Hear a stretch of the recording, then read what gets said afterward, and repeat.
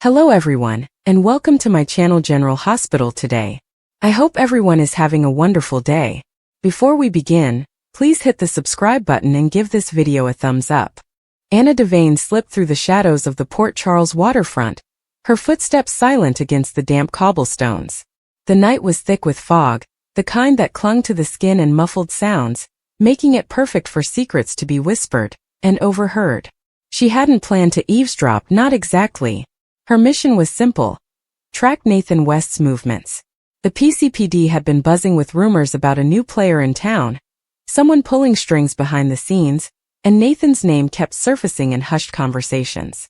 Anna, never one to ignore her instincts, followed him to this secluded spot near the docks, where the air smelled of salt and suspicion. She crouched behind a stack of crates, her breath steady, her eyes sharp. Nathan stood a few yards away, his broad shoulders tense under his leather jacket. He was talking to Britt Westbourne, his ex and someone Anna had never fully trusted. Their voices were low, urgent, the kind of tone that carried weight. Anna strained to hear, her heart picking up speed as she caught fragments of their conversation. "Can't keep this up, Britt," Nathan was saying, his voice rough with frustration. "It's too dangerous. If anyone finds out." "They won't," Britt cut in, her tone sharp but laced with something softer, almost pleading. "We've been careful. No one's going to dig this deep, not even Anna." Anna's pulse spiked at the mention of her name. She leaned closer, the crates rough with scraping against her sleeve. What were they hiding? And why was her name tangled up in it? She'd always known Nathan was more than the clean-cut detective he presented to the world. His history with the Faison family, his tangled ties to Liesl Albrecht, hinted at layers he kept buried. Britt, too, carried the weight of her mother's legacy. Scheming, ruthless, yet fiercely loyal to those she loved. Together, they were a volatile mix, and Anna's gut told her whatever they were discussing wasn't just personal. It was dangerous. The fog shifted, and Anna caught a clearer snippet of their words. "The files," Nathan said, his voice dropping even lower. "If they get out, it's over. For both of us. For everyone." "Files?" Anna's mind raced. Case files? Evidence? Something from Nathan's time undercover? Or maybe Britt's shady dealings at General Hospital? She thought of the recent string of mysterious deaths, patients at GH who died under questionable circumstances, their records conveniently lost. Anna had been poking around, asking questions, but the answers were always vague. Was this what Nathan and Britt were tangled up in? Britt stepped closer to Nathan, her hand brushing his arm. "We destroy them. Tonight. No one will ever know." Anna's breath caught. Destroy evidence? That wasn't just unethical. It was criminal. She shifted slightly, trying to get a better view, but her foot nudged a loose pebble. It skittered across the ground, a faint clatter in the quiet night. Nathan's head snapped up, his eyes scanning the darkness. "Who's there?" he called, his hand moving to the gun at his hip. Anna froze, her heart pounding. She couldn't be caught, not yet. She needed more. She needed the truth. Slipping back into the shadows, she held her breath as Nathan took a step toward the crates. Britt grabbed his arm, pulling him back. "It's nothing," she hissed. "A rat probably. Let's go. We don't have time for this." Nathan hesitated, his gaze lingering on the spot where Anna hid. For a moment she thought he'd come closer, but Britt's urgency won out.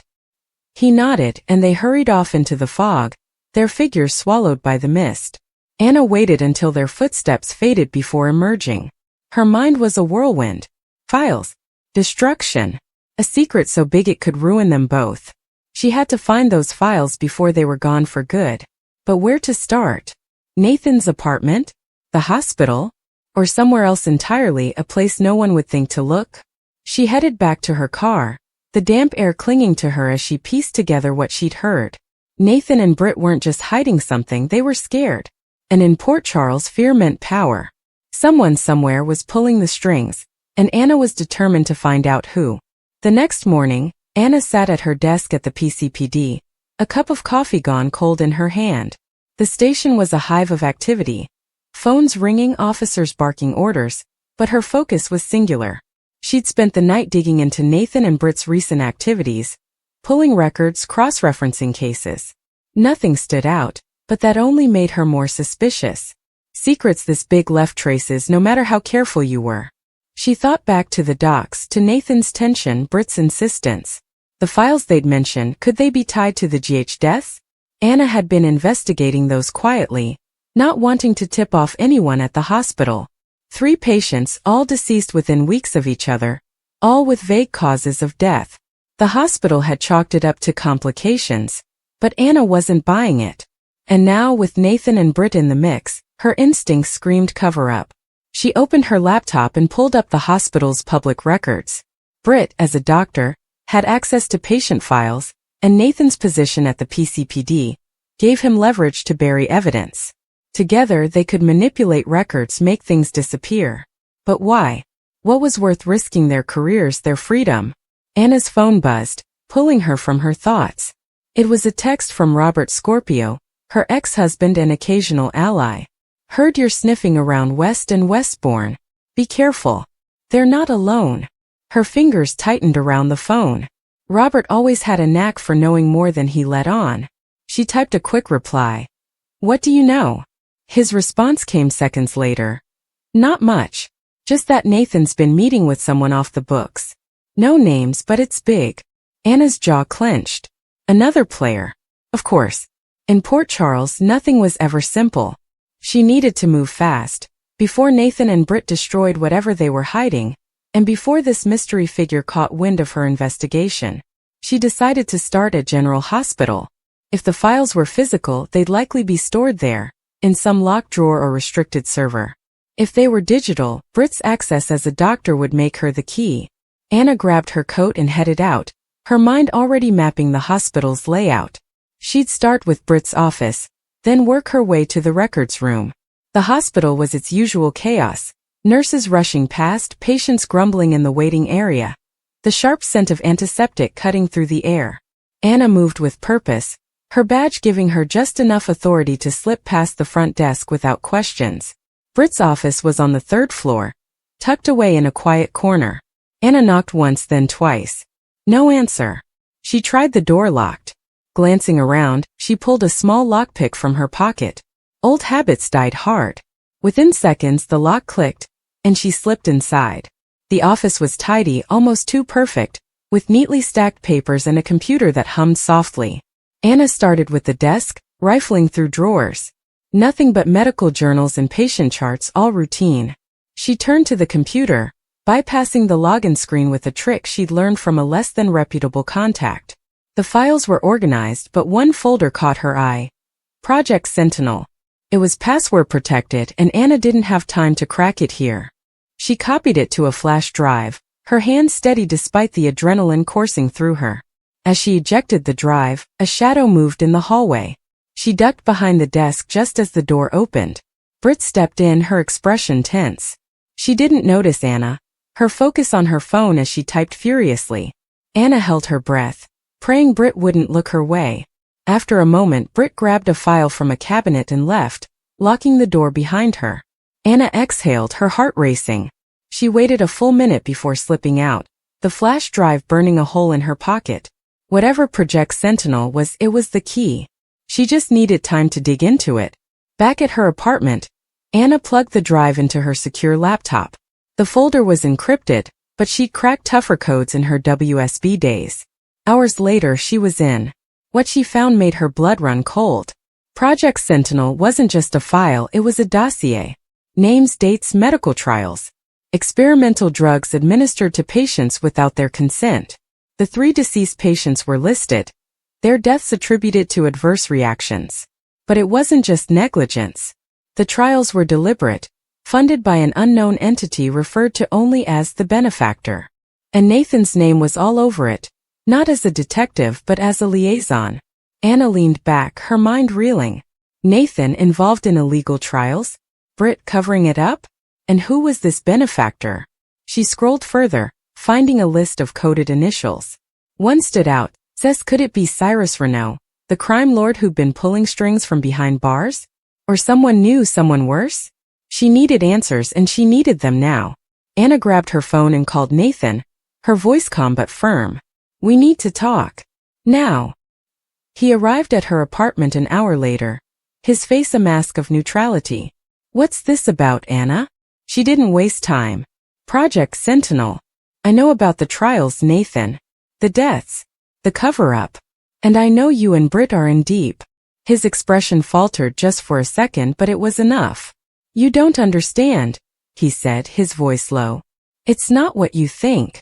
Then explain it, she demanded, her eyes locked on his. Because right now it looks like you're complicit in murder. Nathan ran a hand through his hair, pacing. It wasn't supposed to go this far. The trials, they were meant to save lives, Anna. Cure diseases we can't touch. But the benefactor, they changed the terms. People started dying, and we couldn't stop it. Who's the benefactor? She pressed. He shook his head. I don't know. Britt doesn't either. We're just caught. Anna didn't buy it, not entirely. But she saw the fear in his eyes, the same fear she'd heard on the docks. Where are the files, Nathan? The real ones, not the ones you're planning to destroy. He hesitated, then sighed. There's a safe house on the outskirts of town. Britt's there now, getting ready to burn everything. Anna grabbed her keys. You're taking me there. Now. The drive to the safe house was tense, Nathan silent beside her. The fog had lifted, but the night felt heavier, the weight of what she was about to uncover pressing down on her. The safe house was a nondescript cabin, hidden in the woods. Britt's car was parked outside, and a faint glow came from the windows. Anna didn't wait for Nathan. She stormed inside, finding Britt standing over a metal drum, flames licking at a stack of papers. Step away, Britt, Anna ordered, her gun drawn. Britt froze, her eyes wide. Anna, you don't. Save it, Anna snapped. She kicked the drum over, stamping out the flames. Papers scattered, some charred but still legible. She grabbed one, scanning it. More names, more trials, and a symbol, a stylized phoenix. She'd seen it before, years ago, in a WSB file on a shadowy organization that operated in the gray. You're working for them, Anna said, her voice cold. Both of you. It's not that simple, Britt whispered, but her voice lacked conviction. Anna turned to Nathan, who stood in the doorway, his face pale. You have one chance to come clean. Who's the benefactor? What's the phoenix? Nathan swallowed hard. I don't know their name. But the phoenix, it's their mark. They're everywhere, Anna. In the hospital, the PCPD, even the WSB. They've been watching you. Her stomach twisted. The WSB. Her own people. Was that why Robert had warned her? Was he involved or just caught in the same web? Before she could press further, a low hum filled the air, a car engine approaching fast. Nathan's eyes widened. They're here. Who? Anna demanded, but he was already moving, pulling Britt toward the back door. Run, he shouted. Anna didn't hesitate. She grabbed as many papers as she could, stuffing them into her jacket as headlights pierced the windows. Whoever the benefactor was, they weren't just a name anymore. They were coming. She dove into the woods, her heart pounding as she melted into the darkness. The truth was in her hands now, but so was the danger. And in Port Charles, danger was never far behind. The restless night that followed only sharpened Anna's determination. Sleep had been impossible. Every time she closed her eyes, she saw Faison's menacing grin, heard his mocking voice, and remembered the countless times he had managed to outwit or torment those around him. Now, the idea that his influence might still stretch into the present through another unsuspecting child gnawed at her. She couldn't afford to wait any longer. She had to confirm the truth no matter what it cost. By morning, Anna was at her desk, sipping black coffee and scrolling through secure lines to the WSB. She kept her request vague, phrasing it as part of an ongoing investigation into unsolved cases tied to Caesar Faison. It wasn't entirely a lie. Every crime Faison had committed left ripples that were still felt today, but she deliberately avoided specifics. If she drew too much attention to her inquiry, the WSB might stonewall her or worse, tip off Albrecht or someone else with deep ties to the past. For now, discretion was her only weapon. As she waited for a response, Anna thought back to Britt and Nathan. It was clear they already knew the truth, or at least enough of it to fear the consequences. Britt's panic suggested she wanted the information buried. Nathan's steadiness told Anna he felt compelled to act, even if he wasn't ready yet. That tension between them would eventually snap. And when it did, the truth would spill out in one way or another. But Anna couldn't leave it to chance. By late afternoon she received a secure packet, encrypted, heavily redacted, but filled with enough breadcrumbs to lead her deeper into the mystery. She locked her office door, drew the blinds, and began reading. The file detailed covert WSB operations spanning decades, many of which intersected with Faison's reign of terror. Buried within the endless jargon and reports was a chilling notation. Subject Alpha. The codename leapt off the page, connected directly to genetic experiments spearheaded by Faison during his time under WSB surveillance. Anna's breath hitched as she pieced it together.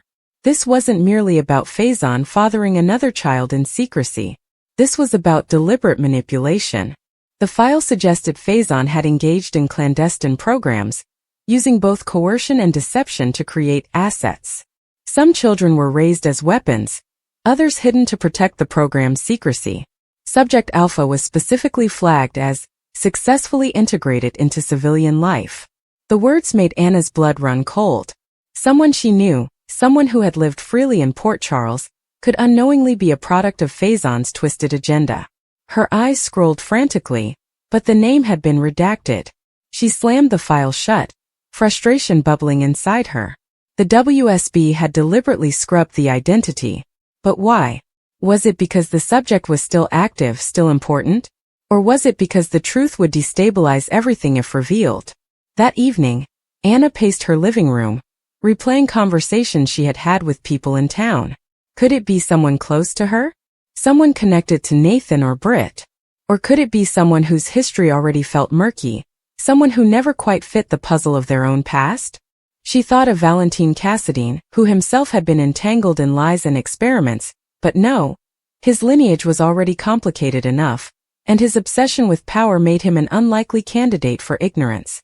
Her mind flicked to others, young professionals at the hospital, people whose parentage had long been questioned, even those who had carved out lives free of scandal but were always on the periphery of Faison's orbit.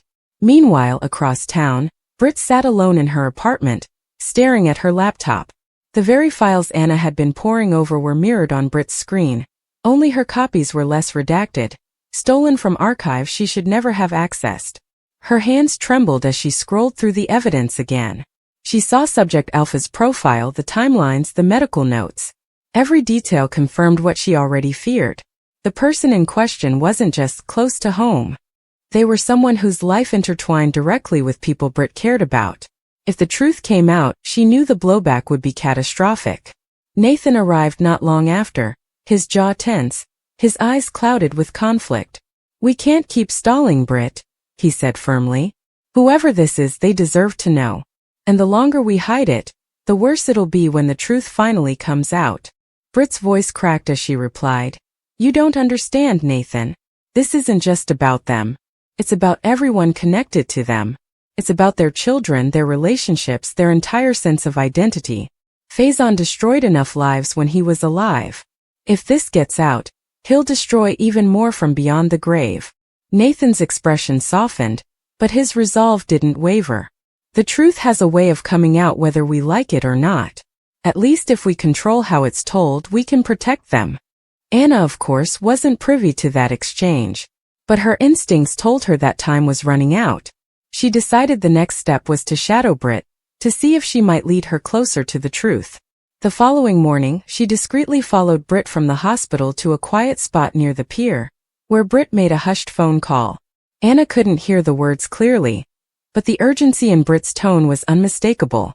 Whoever she was speaking to, she was begging them to keep something hidden, at least until she figured out what to do. Anna remained in the shadows, torn between stepping in and holding back. She chose restraint again. Britt was a volatile source. Pushing her too hard might backfire. Instead, Anna resolved to keep pressing the WSB until she found a way around the redactions. She had allies, people she trusted who might help her access files buried too deep for standard clearance. As the sun dipped over Port Charles, Anna knew one thing with absolute certainty.